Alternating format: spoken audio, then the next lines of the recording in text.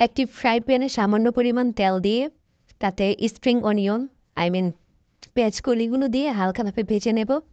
তারপর এটাতে দিয়ে দেবো হচ্ছে গাজর,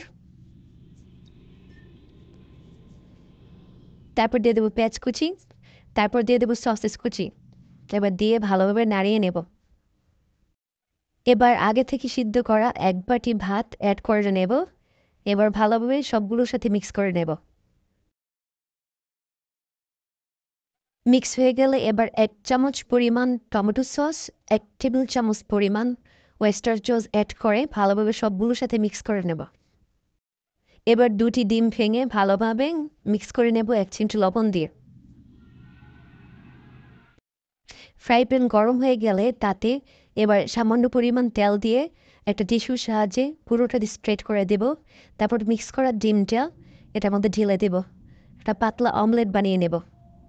অমলেট বানানো হয়ে গেলে তাতে আমাদের আগে থেকে রেডি করা যে মিক্সটা ছিল সেটা একে একে সম্পূর্ণ মিক্সটা এর মধ্যে দিয়ে দেব।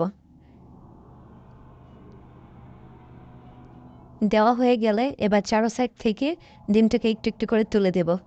ব্যাস হয়ে গেল আমার মজাদার অমলেট ফ্রাইড রাইস।